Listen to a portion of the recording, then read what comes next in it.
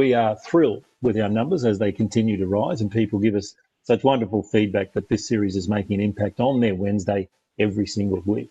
I'd like to give a big shout out to our Telstra Connected Cycling Pro team, the Sandy Woolley, Diane Hannon, Kurt Houston, Anna Mallon, and Johnny Pitchinen for all their continued hard work during the week to make these happen on a Wednesday. So thanks, guys. With the first week of the Tour de France completed, we're heading into that direction with our special guest, Dan Jones, today, and his amazing work with Aussie team Mitchelton Scott. We'll also be having our tour update for all the action from France in the first week with Olympic gold medalist Scott McGrory in about 40 minutes' time. And if you like Diane Hannon and you don't know the results and you're trying to save yourself for the highlights, spoiler alert, about 40 minutes. So to get us rolling this morning is our ride director, Sandy Woolley, who will drop the flag on the Zwift ride after his update. So, Sandy, you're looking good. Are you okay? What day is tomorrow? How's the lockdown going? Plenty of Ks or what? Plenty of Ks, Duncan. I've averaged 300 per week for the last 12 weeks in a row, and I'm getting a bit buggered, to be honest. But there you go. We've got 25 seconds till we roll out. Yes, again, welcome everyone to Telstra Connected Cycling. We're just thrilled to bring this to people and keep us connected. It really is about people bringing purpose to technology. And obviously in the context of Are You OK Day tomorrow, we've really appreciated the feedback we've got around how people have felt connected, have enjoyed the conversations we've had with our guests. And with that, we're pedaling out. So I'm going to get huffy and puffy now. And I'm going to hand over, but I'm really looking forward to Jonesy's talk today, because this is a bloke who's actually used technology to really engage people, like lead the way, and how the pro teams have done it with his work when Orica got going. So I'm looking forward to hearing from Jonesy today, and I love listening to his podcast every night through the tour. No doubt we'll give that a plug as well, Jonesy. So really looking forward to it. And you people already up the road, come back to me. Over to you, Duncan. Thank you, Beacon, and thank you, Louise Darby, for that enormous yawn you just did into your camera. That was really delicious. Thank you very much. Enjoy your ride. Now, our guest today is filmmaker Dan Jones, who I believe over the last about 9 years is probably responsible for bringing so many of our now household names to cycling. Now, starting in 2011, Dan was branded an all-access pass to creation, beginning early days and now the winning days of Australian pro cycling team, which is named Mitchelton Scott now, but it is Green Edge. So Dan is a born storyteller, and his docos and films have unearthed a rabid following of cycling fans from Australia and all around the world for the riders and the team. His YouTube series, Backstage Pass, changed the way that all pro cycling teams generate their media currently. It's so significant in his storytelling and how he delivers it to fans that they've all pivoted, and he's actually changed the sport through his use of technology. So this morning we'll be viewing some of Dan's best work. So a little bit of an add-on, a new bit for Telstra Connected Cycling. We'll be actually playing clips you can watch to showcase Dan's best work. And we'll be hearing the behind-the-lens story of Dan's ambition to make this team of Aussie cyclists into superstars and up there with the best in the world. So with that being said, Dan, thank you very much. You're joining us from your Detour studio, which, again, is another creation we'll get to in just a second. But welcome to Telstra Connected Cycling, mate. Thanks for having me, Duncan, and thanks to Sandy and Anna behind the scenes and everyone at Telstra Connected Cycling. It's an honour to be on the show, mate.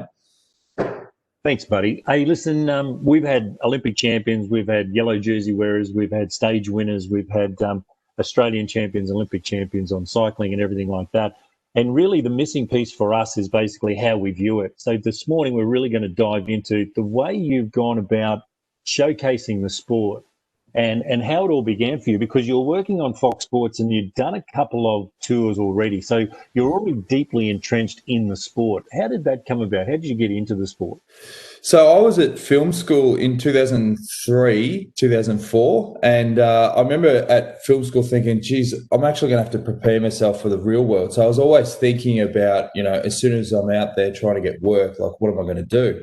And I was only sort of 23 at the time. I had heaps of ambition. And my father went to the Tour de France in 2004. So my father was the cycling fan. I wasn't. But I grew up watching the SBS highlights. And I remember like Miguel Indurain, all these sort of guys. And he brought back all this home video footage. And he went on the tour with John Trevorrow, who everyone talks about as his nickname's Iffy. He's a real character. And anyway, this footage, I thought, geez, this Tour de France event is unlike anything I've seen before. It was like a Melbourne Cup on wheels every day. There was colour and atmosphere, and I thought that would make a fantastic doco. And it literally wasn't, it was maybe 3 weeks before the tour was scheduled to leave in 2005. And I pitched an idea to John to do the film, and he said, mate, I'd love to take you to the tour, but it's just not going to happen. And I said, let me do a concept up. And as soon as I did this idea, the doco was all going to be about John. And he was like, mate, I love it. How do we make it happen? So then we pitched the idea to a few sponsors that he had with the Bay Crits. And before we knew it, we were on a flight to Paris. And SBS were going live for the first time in 2005, and they needed another cameraman.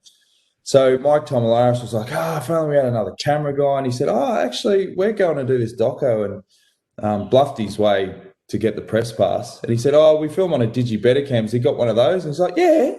It's like an $80,000 camera. So I remember going to pick up the camera from the place where you hire it, and I had no idea what was going on. I'd never used one before, and lied to the guy. Like, he's like, what sort of lenses do you use? I said, Canons, mate. He's like, Canons? Like, why do you use those? They're crap. And I was like, just like the brand. And so anyway, we're at the tour, and I remember the first day I had to film for SBS. I didn't know how to film for TV, and I'm doing all these wide shots. And Mike Tomalaris, I handed the footage in. It was John interviewing Cadell, and his big guts is in the shot. I'm swinging left to right, and we handed it in. I thought, this is good footage. And Tomalaris, I remember he pulled me aside in the press center. He said, mate, I had a look at that footage. Like, what the hell is going on here? He said, have you ever worked in TV before? I said, I've got to level with you, Tomo. I haven't. And I used to do wedding videos, and even they were shitting us. And he was like, here we go. That was my first taste of the tour. And I made a documentary on that year. We had, 25 hours of footage. We called it the Detour de France. It was all about journos, going around the tour and stuff. And then I met Jerry in 2007. So we did another detour film. That's how the connection started. And from there, I didn't want to do docos anymore, because when you finish in Paris, the work starts with the editing. So that's why I wanted to go into TV, because as soon as you finish in Paris, your job's done, you can move on to the next thing. And we found out Fox Sports had the rights. That's when I linked up with Scotty McGrory. We did 2008 to when Cadell won in 2011. And then that's when Jerry approached me and said, look, mate, we're starting this new team. I want you to be involved and just film as much as you can, and we'll do a doco at the end of the first year. But he just gave me a blank canvas to go out and create and do pretty much whatever I wanted. And you just don't get opportunities that come along like that, where you've got the backing of Jerry. It's a new team, new culture. It was all, what was your question? Yeah, no, that was the question. How did you get into it? Yeah. No, very well done. But your story there about how you did get into it and how you landed, sort of like, because, for everybody on this call, it's a dream job to get a press pass to the greatest race of all the pro tier. You can go to any of the Grand Tours, the Giro, the Tour of Spain, the Vuelta, or the big show, the Tour de France. And it'd be a dream come true for all of us. And it just sounded like you made the right decisions at the right time, and the sport was sort of taking off or opening up for what you were thinking. Is that right? Well, it was, when we first did the training camp, I was very conscious of, if I was a rider, how would I perceive this guy if I didn't know myself, how they feel about having a camera in their face and having that access, because it's a big privilege. So the whole relationship was going to be built on trust. So I had to address the group, and I said, listen, guys, straight off the bat, if I was in your position, I probably wouldn't be 100% comfortable, because, if I film something and, run it that doesn't paint you in the best light, there's could be a bit of a breach there. But I said, look, just know this, that it's going to probably take me 6 months to win your trust. Once I've got that, that's going to be the most sacred thing I've got, and I'll hold on to that, and I won't do anything to let it go. And my whole goal, I don't care how many races you win, first, last, it doesn't matter to me. By the end of the season, my goal is I want viewers to know you guys as people. That's it. And so therefore, it doesn't matter what you do on the bike, and eventually you'll get what we're trying to achieve here. But if you've ever got any issues or whatever, we're going to have a relationship where you just let me know. And that was crucial. Like over the journey, I only had a couple of times where riders would say, hey, mate, you have to be filming that. Actually, the day that Daryl Impey got the jersey from Gero at the tour, I knew that that jersey transfer was happening. So I was just filming Daryl at the finish line, and I think he was talking to Brett Lancaster about the sprint. And I remember he turned to me and goes, Dan, you don't have to film everything, mate. And I was like, oh, sorry, mate, but you don't realise that you're about to get the bloody yellow jersey. That's why I'm standing here. But there wasn't that many run-ins because I got that. And yeah, like the access that they gave me, without that, I couldn't have done anything in terms of the product. So basically, your TV years with Fox Sports, culminating in Cadell Evans being the first Australian ever to win the tour. You know what I mean? So you're finishing on a really, really high there. You do, Jerry Ryan, the head of Green Edge, Orica, is basically saying, look, we're coming in hard. We're going to put a UCI Australian team on. I'm sick of seeing all these sort of like flags on all the team cars and there's no Australian flag. Here we go. And so then he goes to you and says, look, yes, this is cycling, but this is the entertainment industry and we need to be entertainers. So go out and make this entertainment. So Backstage Pass was born at that stage. And you're coming into a very traditional sport. As you said in the film that we're going to talk about, All for One, shortly, you stayed in the film that basically teams were like robots. There was so much tradition. There was so many big sponsors.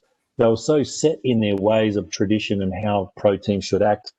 You guys from out of the gate were not going to be that. The culture of the team was very different from anything Europe had seen. Well, cycling's hard enough. They need more than ever situations where they can just disconnect. You'd see these guys at Grand Tours, they come in absolutely pinned. And if you can be that guy that takes that, like releases the air out of the tyres, that's what I felt like. I felt like my role at sometimes was like an untrained psychologist.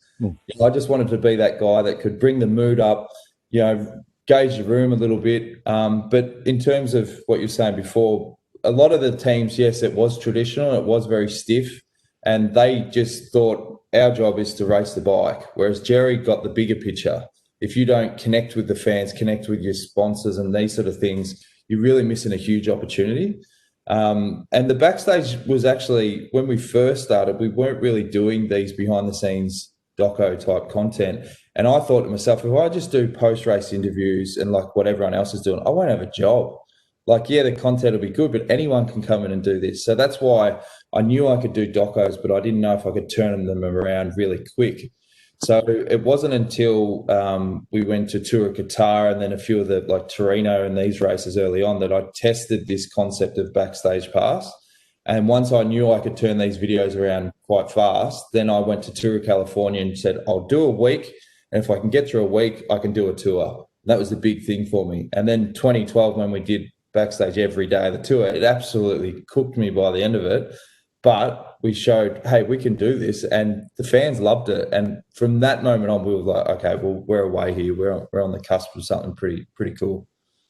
Well, as a filmmaker, you buy in so heavily into your equipment. You got GoPros in every single car. And when you're talking about, a UCI pro team that does the size of Mitchell and Scott, you're talking 2 buses, 2 trucks, 14 cars, and on and on. And then you've got the personnel on top of that.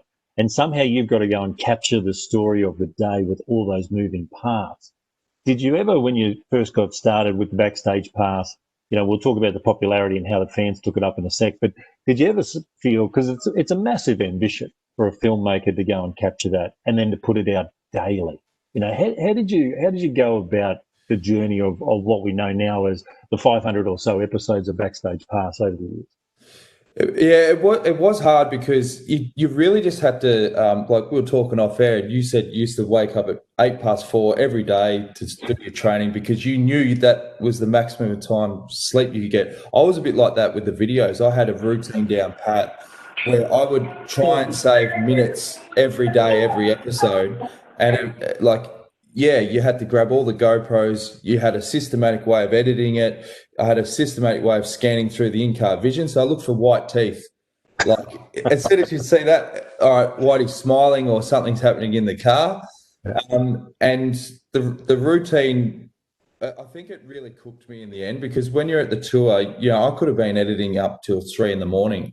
and then it's a traveling circus. You could be up at 7 the next day. You've got to travel 150 k's to start, which is pretty taxing. Like I definitely, at the end of my time with the team, I felt pretty burnt out by that process. But I think if you got the routine down pat and you knew how to save time, it become a lot more manageable. But yeah, I mean, any given day we could have 6, 7 cameras running at a time. So it was logistically, most of these productions are done by sort of, you'd have a cameraman, you'd have an editor, you'd have a producer. So you'd probably have a team of 3, whereas I was doing it all myself. And I definitely, at the end of a grand tour, from stage 16 to 19 is when you're pretty fried. Yeah, it wasn't much fun to be around. Like, jokes just weren't landing, and you just cooked. But yeah, no, it's amazing because the journey into Grand Tour you're really capturing. You capture it well. Because you're doing it every single day. You're seeing them, fall apart, get back on their bikes at midday the next day, roll out again, fall apart. It's just a war of attrition. And what I love about the backstage pass more than anything else as a punter watching it is that not only do you capture the personality and basically how they ride, you capture the speed of the stage, whether it's across cobbles, around a corner, down a mountain, up a mountain. Your angles are really putting us in the saddle with them all the time, and it's really confronting just the danger these guys are in as a job every day. Well, the vision that really stunned me at the time was the mechanic cam from the 2015 Tour de France. This was the first time I'd ever seen. There was a massive crash on stage 3, and our mechanic was sort of first on the scene. And you hear the sounds and the moans of riders. I'd never seen or heard any of that before. And to this day, that's the biggest video they did in terms of hits. I think it had over 2 million views. But the technology nowadays, with the GoPros and the access that you get, I mean, it just opens up a new world for people with this access that they hadn't really seen before. So the sky's the limit of what they're going to do in the future. I think the more bikes that are linked up with cameras. I heard on the commentary the other night, Robbie McEwen said they should just make all sprinters have to wear cameras on their bikes, because that's the thing, as we were saying earlier, it's entertainment. People want to see this vision, and the more they can sort of dial that up, maybe Telstra can get a camera deal going or something like that. But it definitely makes a difference.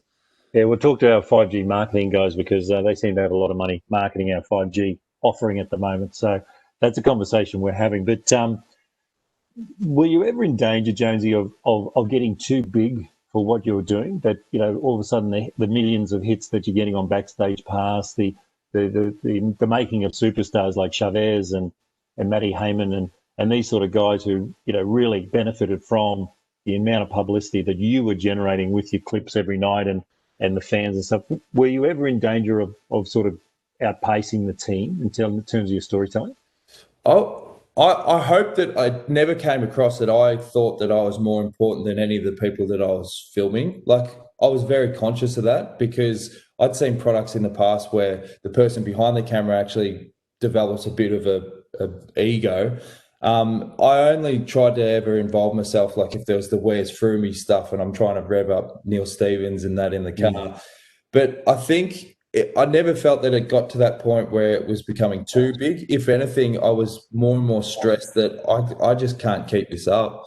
To do that product, once I knew I was going to become a father and had all these responsibilities, I was like, I don't know if I can do this traveling anymore. You're 150 days on the road. And then, as I said, I'd get burnt out at the end of tours. So it was more the pressure of, if I can't live up to that standard and still put out the quality of product, I think I'm going to have to step away for a while and just sort of reset, which is essentially what I had to do. But I don't think it ever got to the point where I was paranoid or whatever that it was going to get too big. If anything, I felt like if I can't, consistently hit that quality, then it's time for someone else to sort of have a crack, which is what's happened. And the new guy's been really great.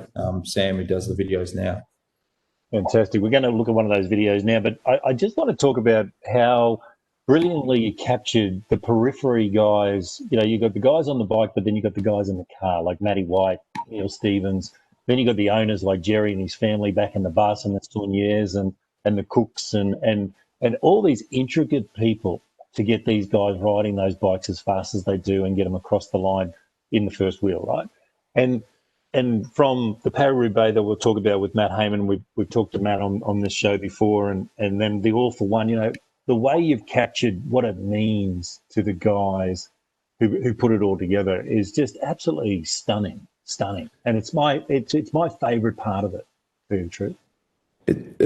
They were so good in terms of the culture of that team. It really did feel like you're traveling around the world with 75 of your really good mates. And to have a workplace where you feel supported and every single person in that team knew what their role was. And if Matty Heyman wins Roubaix, well, the mechanics, as you said, the cooks, the soigneurs, they all felt part of it. And you just lived and breathed the results. And if it didn't go their way, because obviously they're going to lose a lot more races than they win, there was that really big support network. So, you definitely felt this culture of we're all in it together. And that's why filming it and showing the passion was quite easy. You literally just had to be on the bus and get ready to press record, and that happened daily. So, hey, was it hard for you when, because these guys became your mates, and I'm going to talk about the culture of the team next because it's really fascinating how countercultural it was to the other European team.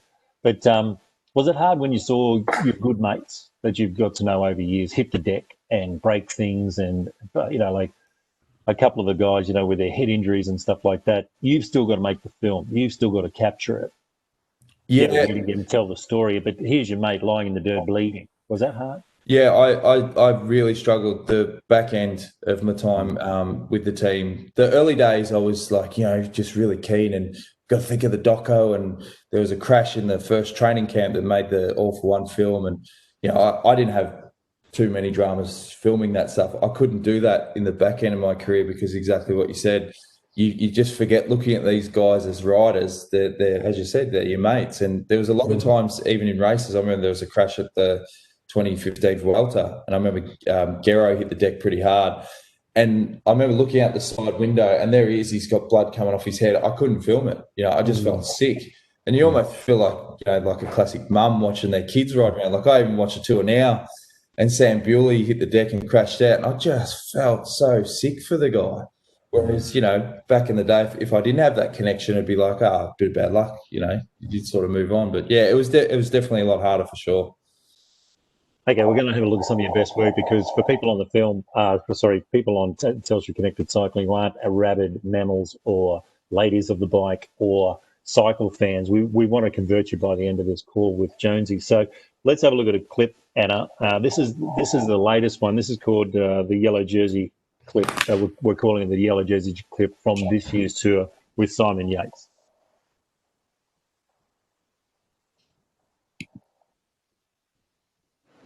People say you have to have a lot of passion for what you're doing, and it's totally true. And the reason is because it's so hard that if you don't, any rational person would give up. It's really hard, and you have to do it over a sustained period of time. So if you don't love it, if you're not having fun doing it, you don't really love it, you're going to give up. And that's what happens to most people, actually. If you really look at the ones that ended up being successful, unquote, in the eyes of society and the ones that didn't, oftentimes it's the ones that are successful loved what they did so they could persevere when it got really tough. And the ones that didn't love it quit because they're sane, right? Who would want to put up with this stuff if you don't love it? So it's a lot of hard work and it's a lot of worrying constantly. And if you don't love it, you're going to fail. So you got to love it. You got to have passion. And I think that's the high order bit. The second thing is you've got to be a really good talent scout, because no matter how smart you are, you need a team of great people, and you've got to figure out how to size people up fairly quickly, make decisions without knowing people too well, and hire them, and see how you do, and refine your intuition, and be able to help build an organization that can eventually just build itself. Because you need great people around you.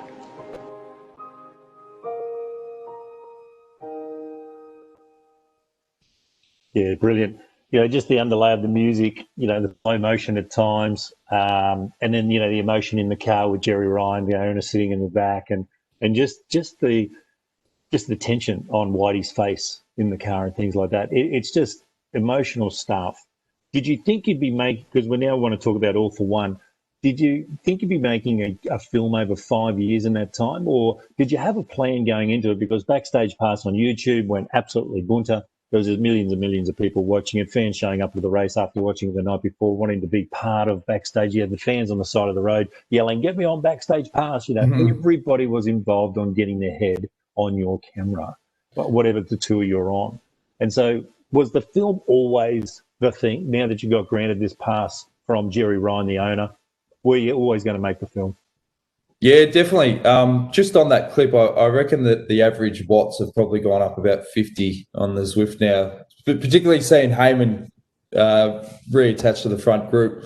But yeah, no, as I said, when Jerry first hired me, he wanted to do a doc after the first year. And I remember getting to the end of 2012, and I said to Jerry, I really want to make a film on this team, but there's no rush, mate. Like as a filmmaker, you want options.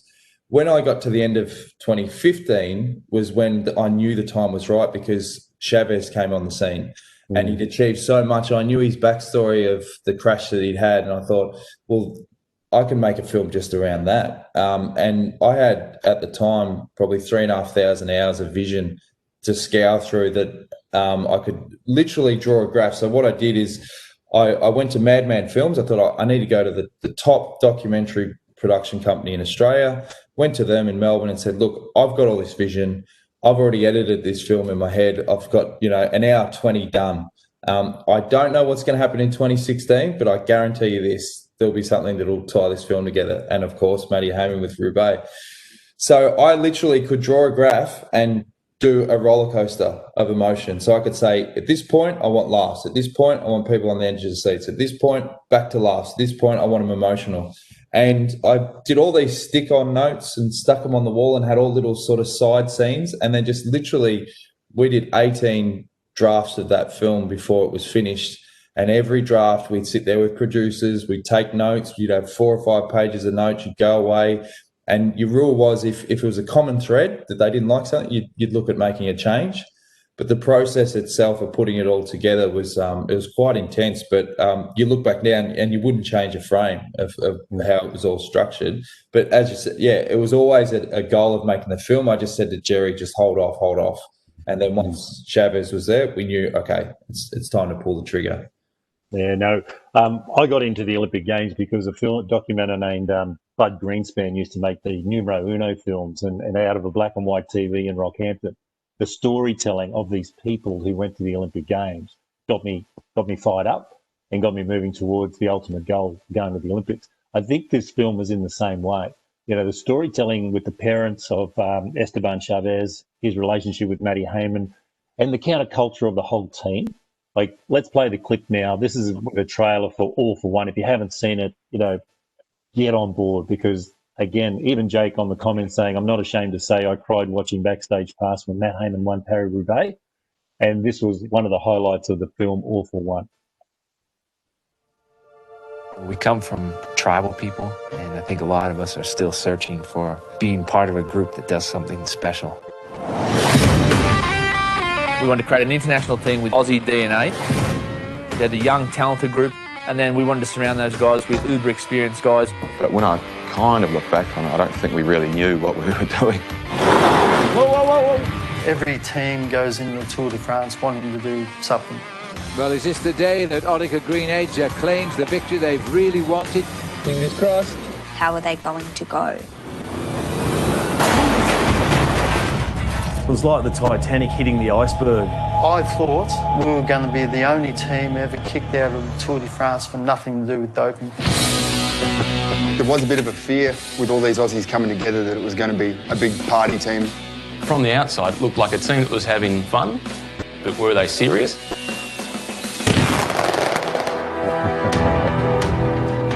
He wanted to prove what he could do.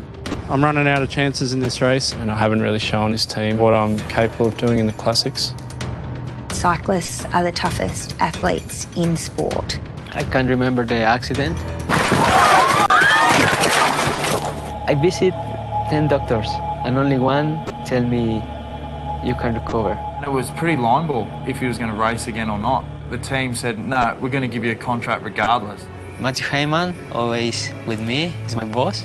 I don't know why we clicked so well so early on.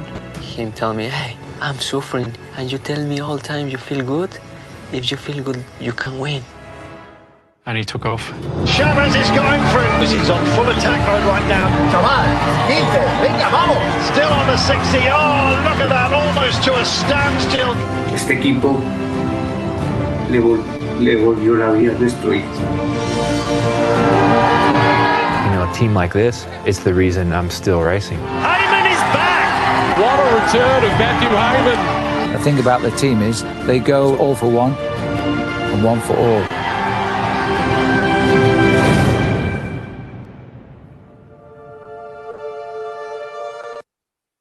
Man, if that doesn't get you going. Yeah, the watts have gone up again, mate. Hey, you're a corpse. Look at everyone go. Everyone's out of the saddle and huffing and puffing. But that's what filmmaking is about, hey. That's what that storytelling is about. It's about all those threads that pull together for such an emotional journey. Do you look at All for One, Jonesy, as your best work you've ever done? Oh, for sure, mate. For sure. And it was the hardest thing I think I've ever done, just to get that mix right. And I look back now and knowing that there's some, if I don't ever make another film for the rest of my life, I've got something that is almost like a legacy piece that really sort of typifies that 5 or 6 years I was with the team. So I'm extremely proud and just so fortunate. Like, as I said, you've had Matty Heyman on, you know, the stories of Chavez, to get access and the opportunity to make that film, you know, for guys like Jerry and that, I'm just super grateful that we crossed paths. You know, it was awesome. Well, it's not all fantastic. I made the fatal mistake of watching your parody of Call Me Maybe last night, just before I went to bed, and I dreamt about it all night. Woke up this morning, drove in here, and mate, it was just in my head. It's the worst song ever. It's a shocker. You know, it must give you chills because you had to edit that, so you had to listen to it like 5 billion times to get that edit right. But just tell everybody, you know, where the concept for creation and the why came from for Call Me Maybe, because it absolutely went nutso. So I was after the tour in 2012, I was on holidays in the States, and obviously the Olympics were on, and the US swim team did a version of Call Me Maybe, and it went nuts. And I looked at it, I thought, geez, why don't we do that? And I remember going to the Vuelta, and Steve-O was there, and I showed him that version. And I said to Steve-O, oh, do you reckon we could pull off something like that? And he was in a good mood that day, and he was like, yeah, no, we should have a crack. So then we just, out of pure boredom or stupidity, we put it together. And then the day that I had to leave the Vuelta, I was going over to do a race in Canada, I uploaded the video, and it was the first time I'd ever experienced anything going viral. Like, as soon as I posted it at 2 a.m, I looked on Twitter and there was 30 comments about it. And then I'd read those, refresh, and then there was another 30. And I was up for 3 hours just reading these comments, loving it. And then when I went to the race in Canada, I phoned in to Steve and I said, hey, Steve, how'd the video go? So he goes, mate, you've created a bloody shitstorm here. He goes, they run it as the bloody intro on Eurosport. So all these blokes are coming up doing the call me sign, and jeez, mate. And that's what it was like, they reckon, for the last week on the climbs everywhere. Everyone's doing the call me. It was on the front page of the Madrid Times, and it was just an awesome experience because, as you said, like, no one had ever done this before in a team. So we were sort of bringing fun back to the sport and getting back to the very beginning. Jerry always said it was about entertainment. So I think we're sort of ticking those boxes. Well, your viral video sort of shows the transition because you guys are winning at that stage. You were dominating races. The team was going well. You were getting in the classics. You were one of the dominant teams, and yet you still had this culture of a larrikin, doing well, working for each other, all for one. So you had that transition saying, we're not just here for a good time. We're not party boys. We are here to perform. We're here to win. We've got a strategy, but we're having fun. Yeah, I think what it's done, and I've seen the impact of All for One on other sports. Like, Nathan Buckley saw that film and it changed his mindset. He went into the 2018 season going, you need to have a balance. Like, professional sports, you're still dealing with people. You can't all be just robotic. It's about the sport because you're not going to enjoy it. And like that video with Steve Jobs, you've got to have fun and a passion of what you're doing. And the fun element is always sometimes in the past seen as, oh, you're not serious.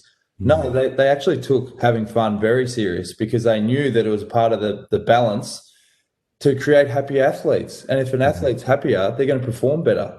If an athlete's not happy, they're not going to perform as well. And then, I mean, there are exceptions. You could get an athlete that just completely goes off the rails. But for most of the time, I think it's really important. And that's the same in business. It'd be the same within Telstra.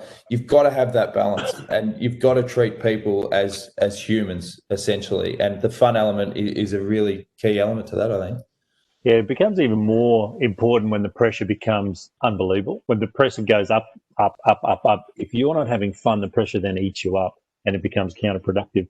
I got a comment from Jacques here, very inspiring doco, a must-watch. Chavez's comeback was an amazing story, not forgetting Maddie. We're going to have a look at that in a second. A lesson in never giving up. You did an impression of Steve-O, which is Neil Stevens. And to watch him in the doco and his arc of growth as a sport director is truly profound. Like, we get caught up in Maddie's story, we get caught up in Esteban Chavez's story, we get caught up on the peripheries with Maggie and all those sort of guys who come onto the team and perform really well. And Matt White always had that fun element. And the older guys that were recruited out of the gate, like Robbie and Stewie O'Grady, they all had that real gravity of sort of, hey, we're here for the hard work, but we've got to have fun. And the twilight of their career as they joined the team, and that permitted into the junior blokes. But Neil Stevens' story, both on the bike as a pro athlete and then getting in the car and then running teams, is an amazing growth arc, isn't it? Because he was such a ball buster. Yeah, ball busting hard ass. And he's turned into this absolutely gifted, empathetic director of sport and handler of men, up there with the Mel Meningas, if you want to put it that way, in terms of man manager. Well, Neil had to change, to be honest with you. Like, he was too one-dimensional, like, the sheriff. And riders were jacked of it. Like, modern-day cycling, these younger riders, Neil grew up with that sort of old school era of the director was the boss and all this sort of stuff. That isn't modern cycling, And I think the turning point was start of 2015. I think Shane and these guys spoke to him and said, listen, Neil, you've got to change your ways a bit, mate, because you're not getting the best out of the riders. And then he turned it into the riders become shareholders. So instead of with the daily race plan, he wasn't going, right, this is what we have to do. He would literally throw it out to the group and he would say, okay, this is what I think, but Gero, keen to hear what your thoughts are, mate. And what do you reckon? And he gave them buy-in. And as soon as he gave them buy-in, the whole group dynamic just changed. And early on in those days, he was so good at Grand Tours at releasing the pressure valve, keeping them all calm. It's okay, we just got to go one day at a time, and we're thinking 3 days ahead, and just kept everyone calm. But as you said, like, if people have got buy-in, particularly the athletes, they'll just get the best out of themselves for sure. But his arc was pretty amazing, because by the end, because he was with that mentality and he wasn't such a hard ass, he had more fun. And that's the key element. Once you have fun, you become better at your job. Well, his teeth out in the car, your gauge for editing, was basically very evident in the last couple of seasons that you're doing Backstage Pass. Like, I think the peak of Neil Stevens' growth was when he was goosing Froome out the window with you sitting, in the shotgun seat on the Tour de France, when he's chasing back to the group on a windy day. And Neil Stevens is saying, "You're Froome," and is just goosing him. It's the funniest thing I've ever seen him do, I reckon. Yeah, that was such a shit joke, though. Like, what was he thinking? Hey, Froome, bloke, get in the car. Where you were? I was thinking, jeez. I had to rib him about that. Yeah, that was a classic. Right. You were trying to disappear in the passenger seat like crazy. It was great. Hey, we're going to show another clip because, again, like I said, we had Matt Heyman on, and he spoke just so beautifully about this day, about low expectations after breaking his arm, going to the Paris-Roubaix 8 weeks after breaking his arm. You've got a really good story that you shared half of it in the roll-up this morning about coming into his room and sort of like almost saying, hey, it's great that you're in the numbers, and the look on his face. Tell us about that. Yeah, he was pissed off. Like, we all thought, he's broken his arm. How did he get a start? He's no chance tomorrow. And so we would sort of just say it, giving him shit, basically, just saying, lucky you're here, sort of thing. And then obviously the day of, like, my family were there, and I just remember being at the finish line 70 K to go, and they were at this bar on the big screen. My mum was watching it, going, "Oh, Matty's in the break. Oh, he's a chance today." And I'm like, "Pipe down, Mum. You don't know anything about cycling." He's just there it's a TV attack. He's just there to make up the numbers. The group behind will catch him, and that'll be about it. So we didn't expect anything. And then when it got to 30K to go and he's still there, you're thinking, surely, like, what is going on? It almost felt like a dream. Because you knew, like, his backstory, you knew he had 14 cracks at this, and his first time he finished last, and all this sort of stuff, and how much the race meant. So then, when I was going into the velodrome, they are very tight on who can get in there with the press passes. And I was there with Shane Bannon, the general manager, and Shane looked at me and they wouldn't let me in. Shane said, "Look, take my press pass, mate. Like, you deserve to be in there, I was like, "You sure?" He said, "Yeah, go for it, mate." So even he was probably thinking, "Oh, well, Heyman will finish 5th." So I've gone in there, and then as it got closer, the announcer ran through all the names. So Heyman just got spat off the back, 18K to go. And the announcer's like, "Who's going to win? Tom Boonen." He rattled off all the names, didn't mention Heyman. And then Heyman got back on, and that's when we started going, "Oh." And then when he attacked, your gut starts twisting up. So then we filmed him in the velodrome, and when he won, obviously people saw it, if they saw it in the backstage, I just completely lost it. Hugged him, all this sort of stuff. So then at the finish of the race, all the dignitaries from the race were there, and they're looking at me and looking at the press pass, and I go, "Oh." So I'm getting all these photos with all the hitters. And then it clicked. Oh, they think I'm the general manager of the team because I got Bannon's pass. And then I saw Bannon 10 minutes after the race, and he's finally come up, and I said, "Oh, how good's that, Shane?" He said, "I've got to be honest with you, mate, it's pretty bittersweet." He goes, "My whole career, I dreamt of this moment, like at Roubaix, one of my riders wins, and I'm first there to give him a hug. And you robbed me of that, mate." I'll never forget that for the rest of my life. I said, "Well, you did get it. No one held a gun to your head." So, no, it was just such a good day, mate. Like, definitely a highlight of my life. Well, let's play the clip. We've got a clip of this, and if you haven't seen it, you're going to finish the last 5 minutes of your ride off in fine style, getting motivated. Thanks, Anna.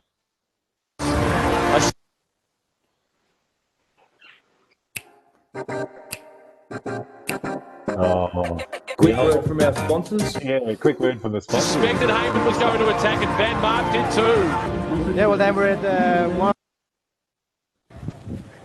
Running is not helping you get in shape. Did you know that? I did not know the holiest places of modern and old cycling. And we're deep into the final of Paris-Roubaix. We have Matt Heyman riding maybe potentially one of the best Roubaix in his life, and that says a lot for number 15. Matt Heyman chasing Tom Boonen, and Heyman gets there. And should Heyman keep going? If he's got the legs, he should.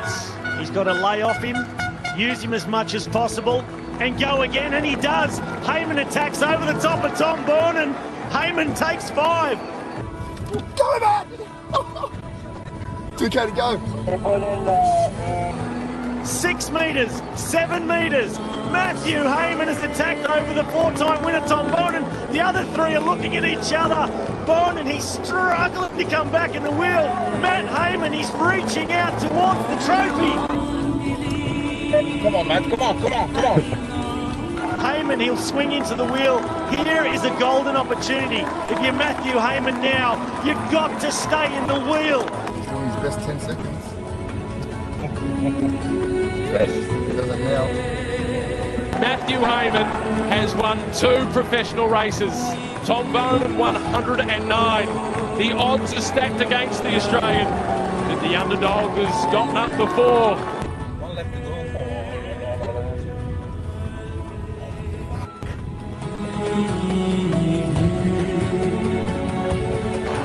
Heyman nervously in second position. Tom Boonen is on the fronts. Van Mark is panting, but Van Mark knows what's required. He was second to Cancellara 3 years ago.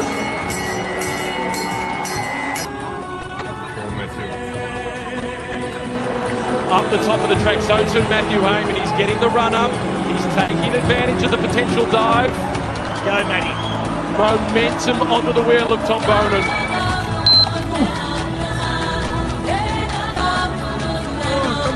Go on, Matty, let it up.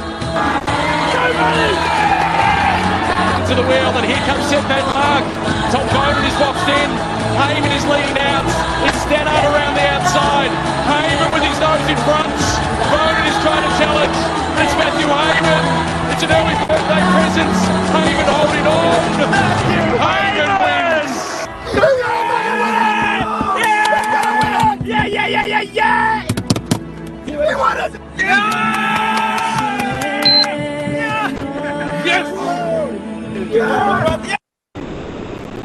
This was just part of an experiment.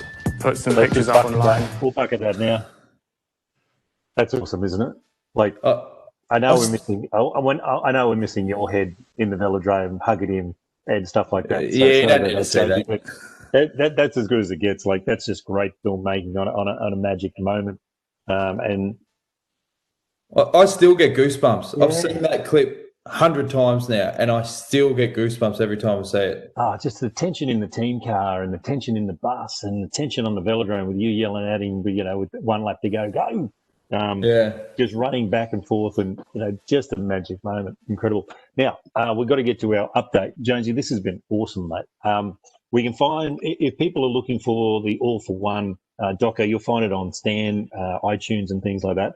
Tell us about the tour every night, 7:30. Enjoying it? Yeah, it's been a lot of fun. Teaming up with Johnny Giroux, we've been interviewing, some pretty big names actually in cycling. We had Cadell Evans, Andy Schleck, and Stuart O'Grady talking about the 2011 tour a couple of nights ago. That was just incredible, particularly that Stage 18 Galibier. But yeah, a lot of fun. So if people go to Detour Pod on Facebook, and I think if you search Detour Podcast on YouTube, we're live every night, 7:30, Australian Eastern Standard Time. So get involved. Yeah, fantastic, mate. What are you into now? You've made a lot of films, like you made Bike Riders Can't Cook, Sunrise to Sunset, #Sky versus OGE in 2014. What do you got on the plate? You making a film? What's good? I'd love to get the opportunity to do another film in some form. I mean, there was a while there where I was thinking, I'd love to do something outside of cycling, but I've been out of the game now for a good couple of years, so I've really sort of refueled the fire. And who knows? I mean, obviously COVID's put a few restrictions on what you can and can't do, but like Daryl Impey's going to the Israel startup team next year. He's a really good mate of mine. He's going to be teaming up with Froomey. Maybe we could do a doco about him trying to win his 5th tour. I've just got to milk these contacts, mate, as you know. Just got to start wheeling and dealing. Well, mate, they'll be lucky to have you because your blend of filmmaking is just unbelievable, mate. We've watched 2 or 3 minutes this morning and it's got almost everybody in tears again from a race that was 4 years ago. So you've definitely got the touch and we can't wait to see your next production. On behalf of everyone at Telstra Connected Cycling, mate, thanks so much for your time this morning, getting up early. It's not easy for you guys, but you've done it. You've done well. And good luck with the tour. We'll see you at 7:30 tonight. Yeah, and just before I go, mate, I want to send a shout out. I see Scotty McGrory's on there. Scotty and I were obviously at the Tour de France from 2008 to 2011, and we went on many of the detours, and I don't know how we survived it. I know a few times there was threats to stab people with butter knives and things like that. So, we had a great run. So we'll have to get Scotty on the detour over the next couple of days as well, and share some of those yarns. So you might not be able to reach his fee, mate. He's up there now. He's a superstar. Right. So, mate, he's come a long way in terms of the fee department. Hey, great to get you two back together again, Scotty. Mate, it's been a great first week of the tour. We've had a rest day and they've kicked off again. An Irishman is in green. So give us an update in terms of how you think the tour's gone so far, because there's a different tour at 2020. Yeah, it certainly has been, that's for sure. And an Irishman in green, how fitting is that? G'day to you, Dan. Good to see you again, mate. Interesting to talk about, how Dan brought. Well, there's so much more. You could talk for hours with Dan. Yeah, really. Great stories. And his memory recall of stories and quirkinesses and impersonations is fantastic. I remember when we were at the tour years and years ago, we started to do we were reporting for Fox Sports News, but then Dan started doing these little behind-the-scenes videos with the riders themselves. I remember we had a chat with a couple of riders. It was Alan Davis and also Michael Rogers, and they were former teammates of mine, good friends, and we were having these candid conversations. And Dan said to me, he said, "These guys are good guys." And I thought, yeah. Well, what did you think? because he hadn't really spent that much time with them behind the scenes. So by doing that, the thing is with cycling is typically the public see riders pre or post race. It's a pretty simple, how did the race go today? Oh yeah, it was pretty good. We'll wait and see what happens tomorrow. There's not a lot of substance to it. And I feel that like that period when we were doing those bits and pieces at the tour years ago, Dan really saw that these guys do actually have personalities. They are humans. They're not just robots riding bikes. And I reckon that's what he took into the team with Green Edge, that understanding that let's show the personalities of these riders, that the people behind the sunglasses and under those helmets. Let's show their true personalities, because there's so many great characters within cycling, and that's something that really did come through with all the backstage pass stuff. He also, I was just going to say, Scotty, you forgot to mention the theme of that video, and it was all about how do riders go to the toilet in the race. I remember we went up to Lance Armstrong and we said, "Hey, Lance, how do you go to the toilet on the bike, mate?" And he's like, "What? Like you Aussies or whatever?" Like, yeah, that was the Kickstarter. How do we pee? How do we pee?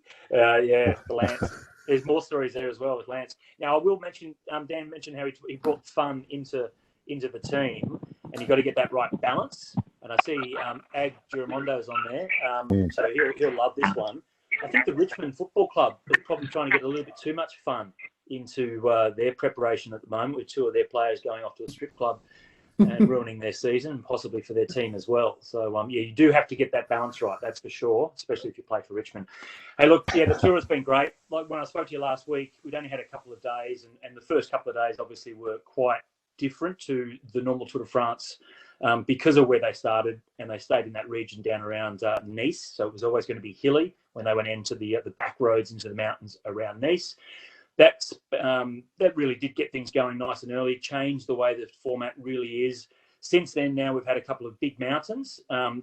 Biggest news, though, outside the race itself, is that there has been 5 positive tests, but thankfully not for drugs. It's been for COVID-19, and the race director, Christian Prudhomme, on the rest day actually tested positive for COVID-19. So he is going into isolation for the next 7 days to go now. He's going to do 8 days of isolation and then apparently be allowed to come back. And 4 teams have been affected. Staff members from 4 separate teams, Ineos, Grenadiers, Milton Scott, unfortunately, Cofidis and AG2R, Le Mondial, have had a staff member each test positive for COVID. Now, the protocol is that if you have 2 riders in your team test positive, then the team is sent away from the tour. Luckily, no riders have tested positive for it at this stage.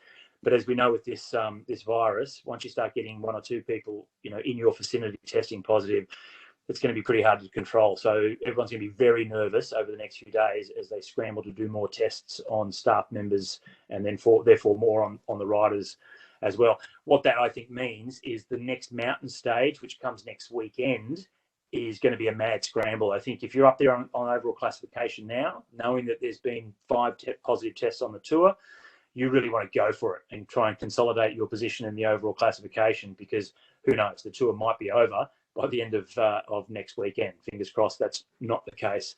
Sam Bennett won the stage last night. We were going for Caleb Ewan. He was close. He was only about a quarter of a wheel off getting his second stage win.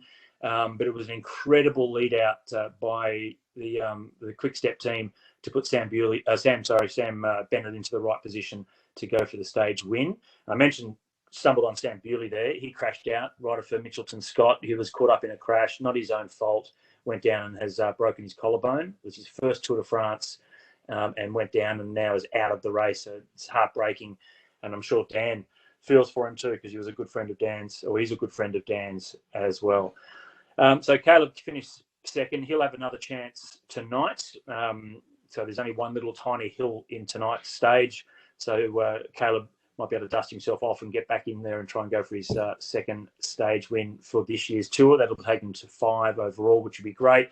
In the overall classification, it's Primoz Roglic. He was my pre-race favourite and many people's pre-race favourite, despite the fact that Egan Bernal is in second position, last year's winner. He's only 21 seconds behind, but Roglic had the best form of all the riders coming into it. He's showing that at the moment, but it's still pretty close. They've had a couple of tough stages in the Pyrenees, and 21 seconds is certainly not a big lead to have over a rider like last year's winner in Egan Bernal. Now, I'm not sure how many of you know about Primoz Roglic. Cycling obviously not a massive sport in Australia, but he came from another sport. He was a ski jumper, and in 2012 he did his last ski jump, got his first bike, and so therefore he's fairly new to the sport in relative terms, only been around for 8 years riding bikes.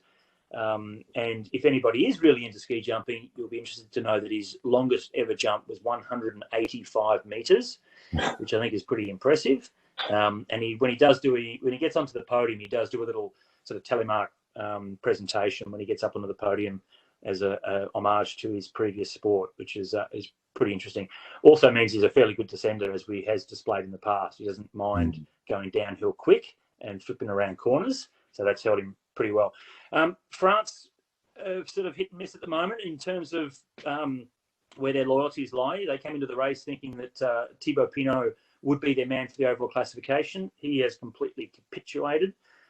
He's quite an emotional character, had some injuries, and he's now out of contention. Romain Bardet was their other backup plan, who they've gone for in the past. He's still in contention in 4th place overall, but there's a new one on the block. Guillaume Martin might be the man for France. He's only 28 seconds behind in 3rd place overall. And if we can't have an Aussie win it, then I'd like to see a Frenchman, because they've been starved of it since 1985. But at the moment, though, it looks like Primoz Roglic. 7th place is a rider to look out for, and that's Tadej Pogačar. He's only 44 seconds behind. He won a stage the other night. And we talk about Australians being underdogs in the cycling world. We really go over and do some amazing things, considering the sport here is not that mainstream. The activity obviously is, but the sport of cycling perhaps not so. And the stage that Pogačar won, Primoz Roglic was second. So he had 2 Slovenians, first and second. And I've had a teammate from Slovenia in the past in a professional team, but they've never really had anyone right up the pointy end in the big races. And now they've got 2 guys that are fighting for stages and the overall classification at the Tour de France. So that's incredible for a country like Slovenia to have 2 such strong riders right up there in the mix. But but in true French press style, they're getting a few questions about their methods, aren't they, in the press? Because the French can't let it go. Like, if they don't have a Frenchman up winning by 3 or 4 minutes, since 1985, it's been a long time, they just go after anybody. Like, I was so disappointed when I heard that. Yeah, and that's look. If you're in cycling, you understand. Chris Froome said this a couple of years ago, that that they are now just a product of their environment of the past, and they have to accept that and understand it. And you can bitch about it and whinge about it and say, look, stop accusing us of this or that. The sport's gone through some really dark periods, but in some aspects, I think that's probably a good thing. Like, nobody really wants that in your sport, to have to endure those sorts of times and behaviours. But because cycling did go through it, I feel that they're perhaps one of the most cleanest, or one of the cleanest sports out there. There's always going to be people trying to do something dodgy. But when these accusations come up, then I always ask, well, what is it that they're doing? Like, it's easy to say, oh, they're winning because they're taking drugs. Well, okay, what would they be taking? Because the net is so tight on the riders these days. Sports people in general, but cycling very much so, has had that net thrown over them so tightly. And if you're a rider that has potential to win a race like the Tour de France, then they start to target test you. And you don't just get to rock up at the Tour de France as an unknown. If you're showing good form, then the governing body and WADA then start to really scrutinise on those sorts of riders to make sure that they are as clean as they could possibly try and find them to be. But that said, there's always going to be someone that's going to try something. I just don't know what they're going to be doing to be able to get such an advantage, knowing that they're so strict and the net is so tight now. So it is disappointing. It is disappointing. Someone has to win, Duncan. Someone has to win. So it doesn't mean that they're doing something dodgy. So the 5 tests, thanks, mate. The 5 tests have shown up. The clock is now ticking in terms of when does the tour actually end, or if it can ever get to Paris. So every single stage seems to be almost like a classic. You've got to get there. The GC guys, like you said before, 20 seconds, 28 seconds, they're all fairly bunched up. The form teams are the form teams, and they'll try to control as much as they can. But there's even been talk that this has been quite a dangerous Tour de France in terms of the styles of roads that they've had in the first week, especially. Some of them have been go tracks and things like that, or tight finishes. So that all rolls into this crazy 2020 tour that we're seeing, isn't it? But does that ring true for you, that it really becomes almost like a classic a day? Yeah, I think so. Look, on the stage last night, the stages on tonight's stage really won't make much of a difference for the overall classification unless there are crosswinds, and some advantages can be taken from that. So if you're an overall contender on a flat stage, you can't just sit down the back and try and wait for the first or the next hill to come along. You have to pay attention. And a rider like Pogacar that I mentioned, he lost a minute 20 seconds a couple of days ago. He had a puncher, but then at a really bad time because the crosswinds were splitting the race apart, and he ended up coming in with the same bunch with Richie Porte at a minute and 20 seconds behind. If you erase that time loss, he's in the lead now. So he would still be leading. He's only 44 seconds down. He lost a minute 20. So they really need to pay attention on the flat stages. But if you're going for the overall classification, you will probably treat the next couple of hill stages slightly differently.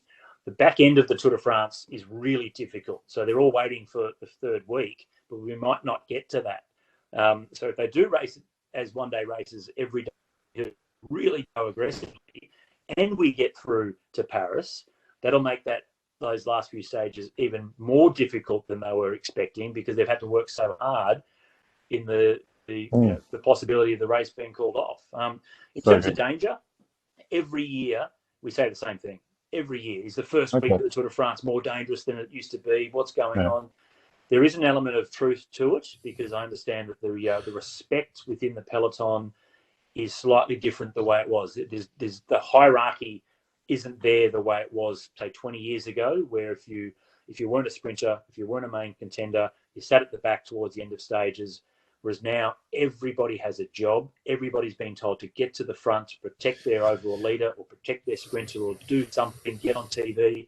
So everybody's fighting for position more than they used to a couple of decades ago. And there's more traffic furniture. There's more roundabouts, more obstacles along the roads now, as there is everywhere in France. So you throw those things together, we probably do have a few more crashes than they used to have, but they always have them. And that's the pressure of an event like this. Everybody's desperate. It's all about the pressure.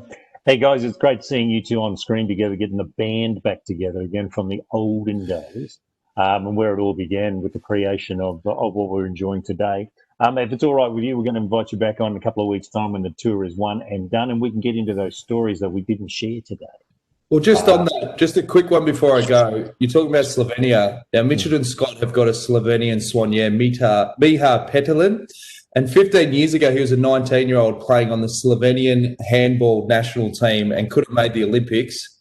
But he tested positive for marijuana and he never played handball again. He became a soigneur. So there you go. So you're saying there's a lot of experience in the team of being naughty. That's great. It's about finding the balance, as Scotty said. Of course. Is that dancing in handball, you think? Trying to catch the ball. Exactly. Maybe the opposition fed it to him in a cookie. When Dan comes back on, Duncan, I would like him to tell Stage 8 Saw Date story, Alan Davis from the Tour of Italy, the Tour of Italia, 2009. Stage 8 Saw Date. Written down. Hey, thanks, gentlemen. That's been awesome. You've kept the audience up there and on their bikes. This is the longest anyone's pedaled at the Telstra Connected Cycling. I just want to say from Ag wants to actually give you a little bit of a reply, right of reply. And he said, how unusual, Scotty, for a Carlton supporter to suddenly be arrogant. You'll keep McGrory from Ag. No worries. Hey, Good. We're coming. Yeah, good stuff. Another decade, we'll be there. Great comments coming in from the bunch, from Brad Guy. Great stuff. Thanks, Scotty, from Megan. It's people like Jonesy that give us lasting memories. That's from Ag as well. Well done. From Megan again, loving this. Thanks, Dan, for all your hard work over the years. We all appreciate it. So thanks, boys. You've done the job for us this time at Telstra Connected Cycling. Thanks for everyone for coming along. And we'll have Jonesy on again because the treasure trove of stories. We basically scratched the surface. And Scotty, you're a champion, and we'll see you next time for an update. Hopefully the tour will still be going. Good on you, mate. Nice one, boys. Thanks, everyone. Have a great day, everybody. Thank you very Remember, much. it's Are You OK tomorrow? Thanks, everyone. And so dive into some of the material from Are You OK Day tomorrow and make sure you stay connected. Thanks, guys.